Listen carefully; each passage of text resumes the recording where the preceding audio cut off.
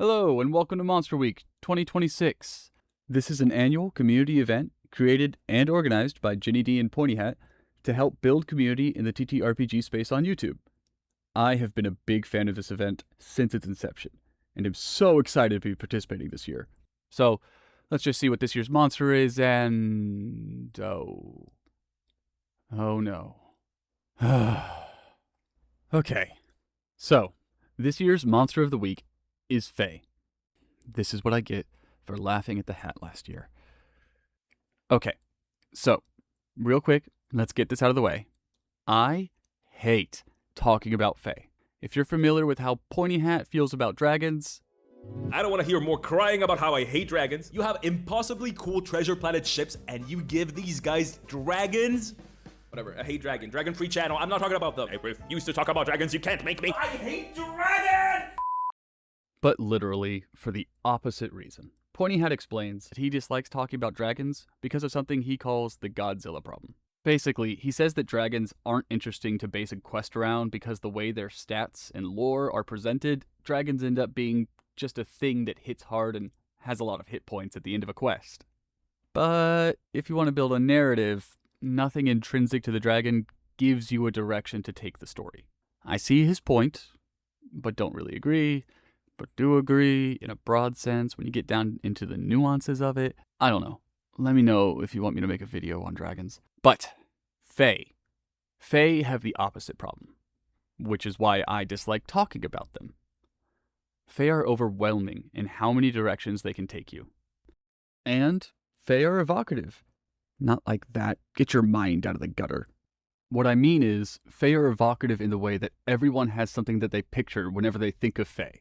The fact that Fey are able to conjure ideas for people so easily makes it easy for them to serve as idea generators for the narrative elements in your story. Narrative elements are basically just the different parts of every story. They kind of work like the periodic table of elements, but instead of making up all of the matter in the universe, narrative elements make up all the parts of a story. But we will talk more about them later. What you need to understand is that compared to every other creature in D&D, Fey are absolutely the most versatile.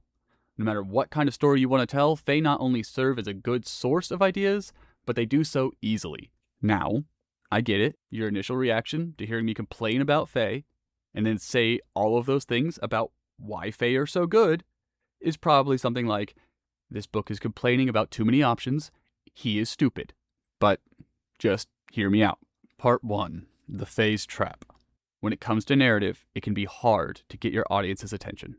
This is like the first thing anyone who has ever tried to do something creative figures out.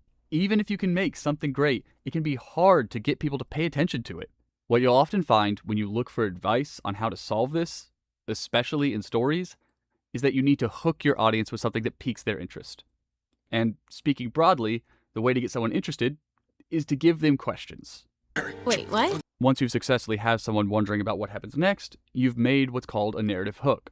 This is basically the crux of why Pointy Hat hates dragons, because nothing about them intrinsically gets you curious. You already know what a dragon is. Everyone does. They're blunt and straightforward like a hammer. But something that's often harder in storytelling, and especially in D&D, is trying to keep someone's attention once you have it. The hook gets people there, but when you're actually trying to tell that interesting story at your table, you end up having to compete against phones and side conversations and just trying to avoid saying anything that can be turned into some sort of innuendo. The way to do this is that you keep giving smaller hooks. Basically, your goal should be that each time they get an answer to their question, it causes them to ask more questions and get that much more invested in the campaign. Enter Fey. Fey are mysterious and chaotic creatures that are really confusing and very diverse. If something is true of one Fey, it's anyone's guess if another Fey has that same trait. Because Fey are so diverse, it seems like they are some sort of perfect multi-tool that can solve the problem of getting and keeping someone's attention. It feels like they should make the perfect solution for that problem. They have strange, confusing goals that can cause interesting encounters and events over the course of the plot. They can make interesting, unique characters that others at the table will love or hate as you need in order to make them stand out. They can cause conflicts of all kinds, and heck, several at once. They can even spark dozens of ideas for your world to make it feel more magical and whimsical. But if you aren't careful, all of that can turn into a really frustrating problem. In most stories, Fey operate on what is commonly referred to as soft magic, which, to paraphrase Brandon Sanderson, from the audience's perspective, you don't really understand the capabilities of Fey. You instead spend your time feeling like you've been thrown into something much larger and more dangerous than you could understand. A lot of stories use Fey and or soft magic very effectively. They do this by ensuring that the problems are never solved by some sort of deus ex machina. They don't have the big bad evil guy disappear with no explanation and just kind of say, oh, well, a Fey did it, and move on. That would be completely unsatisfying and make the audience feel cheated for getting invested in the first place. Instead, in most stories, Fey and soft magic are only used to cause problems. That way, it doesn't really matter how well the audience understands Fey, because at least the audience can understand what the characters can do, and it ends up feeling earned when the characters use those powers we understand in a creative way. This is how stories keep the tension and make it feel earned when using Fey. But the problem is that doesn't work in D&D. D&D is a game about clearly defined limitations to abilities for both players and NPCs, and then using those abilities to creatively solve problems. You know what that is? That's hard magic. Hard magic relies on a clear understanding of what can and cannot be done. Sorry, but it's important that I'm clear, because when you understand how things function, the story works almost like a mystery, and it feels like if you pay attention, you can solve the problems if you're just creative enough. It feels like you can get satisfying answers to your questions. If the only explanation you get is because it's Fey, then bam, interest gone. No point asking questions. I'll look at funny memes on my phone, and I'll cast Fireball when it gets to my turn. I don't care how big the room is. I said I'm casting Fireball.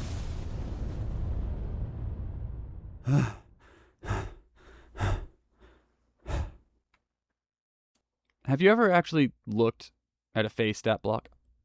Almost every time I do, it makes me sad. I'll be prepping a session involving a hag talking with the party, and look at their stats, just to realize a green hag has like 5 spells. That's it. Oh, wait, she can also slash at them with her claw. And it's in that moment I find myself looking at what should be this interesting, diverse, chaotic creature capable of mysterious magics, and realizing it is actually very simple, boring, and has fewer spells than a level 1 wizard. That is not what I was promised when I chose to use Fey. It doesn't feel like a Fey. Part 2. Narrative versus mechanics. Well, okay then. How about, in order to run a Fey in the way it feels like they should be run, I just ignore the stat block to let them do the interesting, chaotic things Fey are known for. And then, once initiative is rolled, I'll just use the stat block. But then, suddenly, that same creature is incredibly limited in what it can do, and it feels basically like another creature entirely. Okay, so how about instead we just let the Fey do whatever feels right, and ignore what is on the stat block. Just don't go crazy and make sure everything it does makes narrative sense. Well, maybe, but that doesn't seem like the best idea. It would be so difficult to balance, and impossible to keep things straight.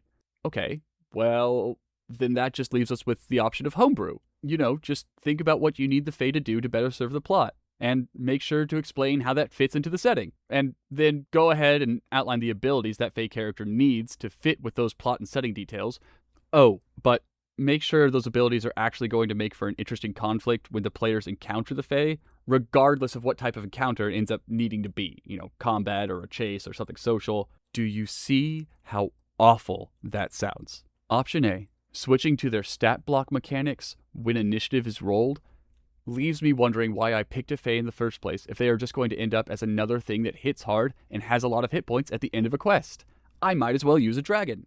Option B, ignoring the stat block and just letting the narrative dictate the combat, leaves me wondering why we are even rolling dice? I mean, if the Fey can just do anything, as long as it feels like it makes sense, it's just as bad as when a DM doesn't track hit points. If the DM's not going to track hit points, why should the players tell them how much damage they are doing?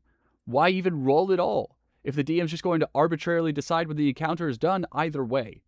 And then option C, spending dozens of hours prepping and homebrewing for every eventuality. This literally makes me want to cry just thinking about it. Don't do this. D&D should be fun for the DM too, not some second full-time job that pays in a can of soda and a bag of Doritos. Now, to be fair, what I am describing isn't a problem unique to Fey. Every creature in D&D is limited by its stat block. The problem with Fey is how diverse they are compared to every other type of creature. There are dozens of other YouTube channels highlighting exactly that this week. Fey are so easy to build a narrative around, but when the mechanics of D&D get involved, you often find that either the narrative has to make some sort of compromise so that Fey makes sense with the stats, which sucks because Fey were supposed to be easy to tell a story with, but now you have to work your narrative around the very thing that started it instead of building on it. Or you'll find that your games end up making that compromise. You start ignoring mechanics here and there, accidentally nullifying your player's abilities, or even take away player agency to try and keep the heart of your story, which sucks because those abilities, those mechanics, that's part of why we play D&D. We could just sit around a table and improv, but that mechanical aspect rewards us for interacting with the narrative, whether we win or lose. When most people try to come up with a story, whether it be a DM trying to build a campaign or a player trying to make an interesting backstory, they tend to start with something that is concrete and then build around that. That thing usually ends up being a plot, a character, a setting, or a conflict. And while these are great places to start, if you are wanting to have Fey involved, they are going to cause you to have to make some sort of compromise on the things you don't want to compromise 19 out of 20 times. But there's an easy way to use Fey in your story and ensure you won't have to make a compromise that cuts out the heart of your narrative or fudges mechanics. And because it doesn't conflict with mechanics, it even works for players so that they can have their Fey be as wild as they want. So, let's talk about the solution. Part 3. The easy solution. If we switch from focusing on what Fey can do, and instead focus on the results of interacting with Fey, we will start to find our solution.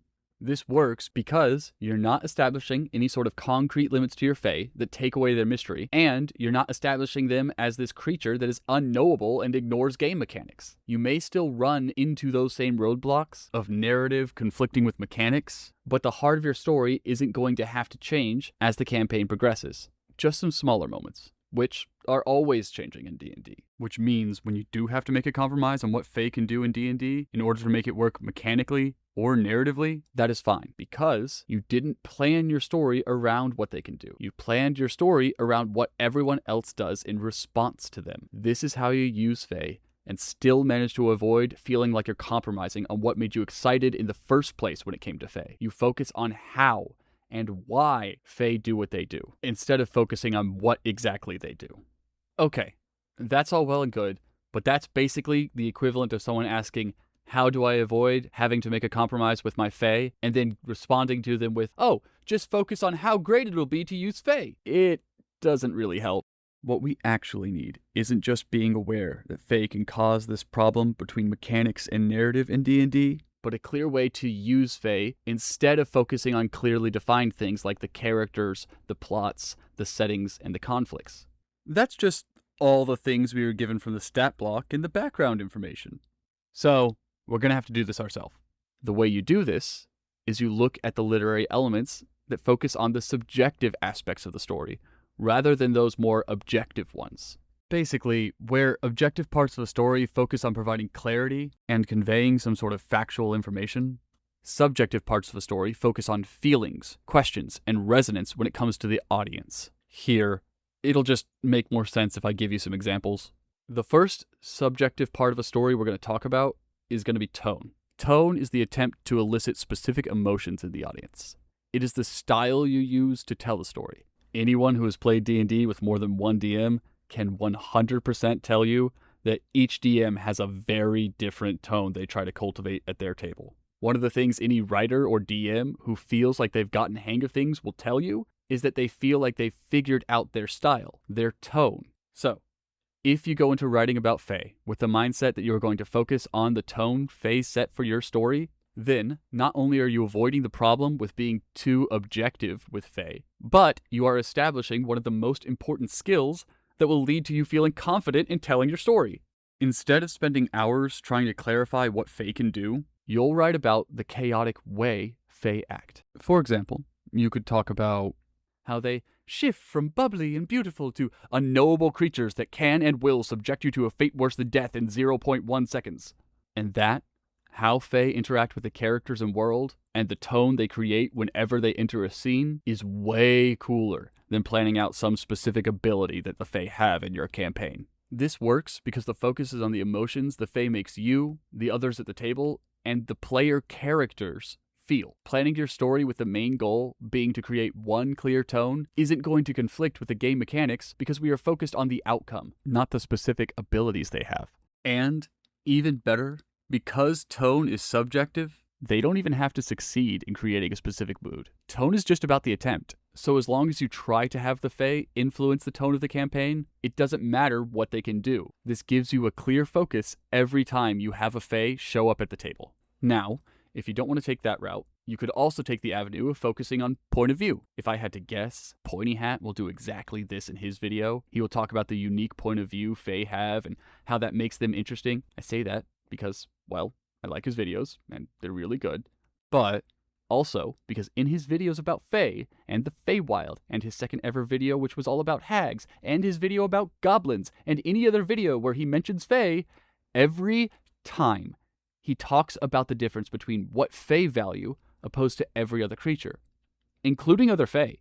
Specifically, he talks about using that difference between Fey values and cultures compared to people's to frame your interactions with Fey in a point of view that highlights those differences and then builds on them. I cannot wait to see if I'm right, but for now, let's move on. Focusing on point of view means focusing on the context of your story. Often, when dealing with Fey in narrative, you don't have a lot of context. Each Fey is distinct and operates on its own set of rules. That is part of why they can be so appealing to use. They innately make you want to know more about them. Fey innately give the players at the table questions whenever they are involved. So, how?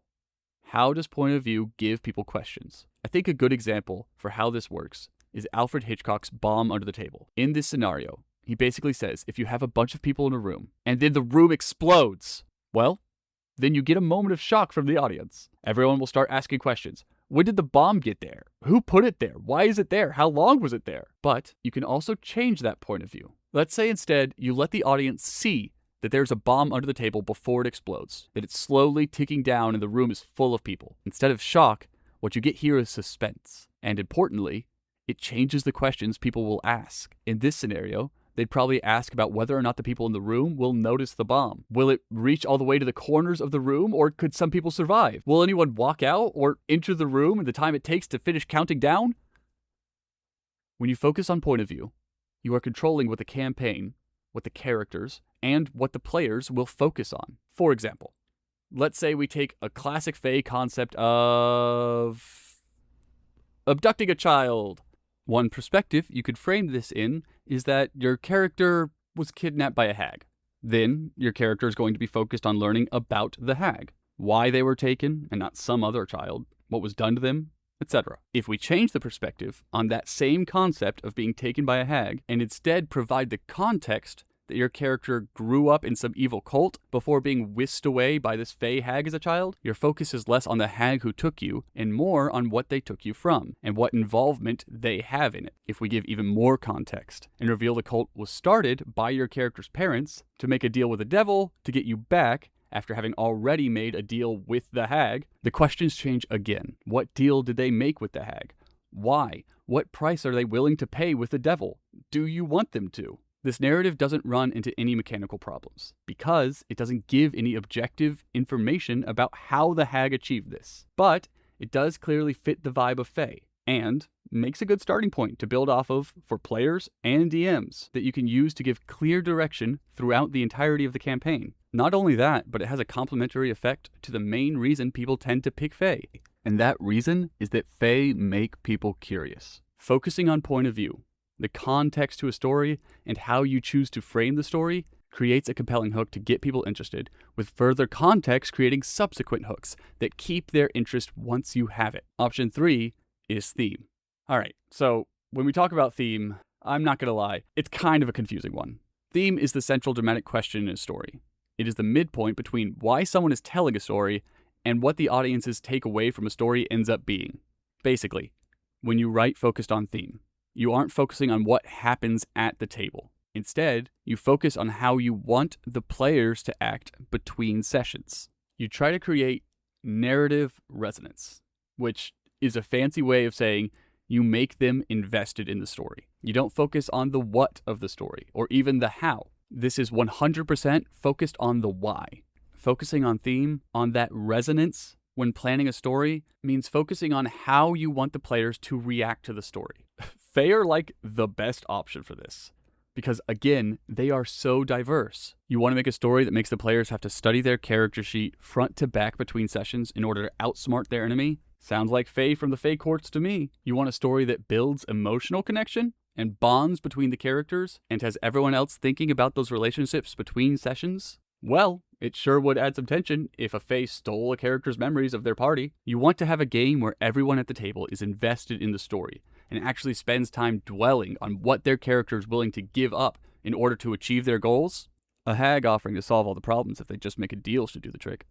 Focusing on theme is a great way to write about Fey, because it can help ensure that the choices you make all reinforce one singular goal: the resonance Fey have on players. Whenever Fey show up in the story, you can use whatever aspects of Fey help you, be it their narrative qualities or their mechanical ones. This is good because if you do run into a conflict between narrative and mechanic, you've already established a clear method for deciding what to do. You prioritize whatever is going to make the game have the resonance you want between sessions. Overall, my point is Fey are great when it comes to making compelling narrative in D&D, but they can be overwhelming with how many different ways you can use them, and they can cause a dissonance between the expectations and the reality when it gets down to actually rolling the dice. If you focus on the emotions you want everyone to feel when you use Fey, or the questions you want these mysterious otherworldly beings to incite at the table, or even the way Fey can help everyone at the table resonate with the campaign by keeping them guessing without feeling like it doesn't make sense to the story.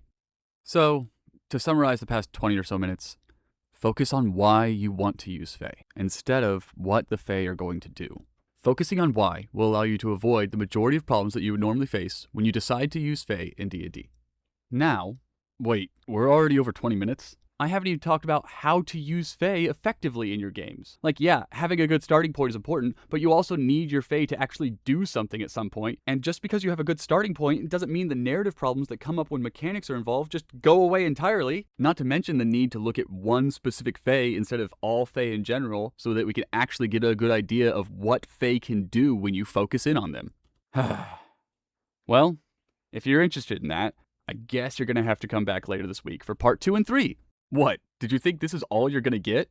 I mean, I'm literally a book. We're not exactly known for being concise. Besides, this is just the first day of Fey Week. That means you've got more awesome content to watch from myself and other creators throughout the week. But, to hold you over, I've made a short handout that should help you work out why specifically you, person who watched to the end of the video, want to use Fey.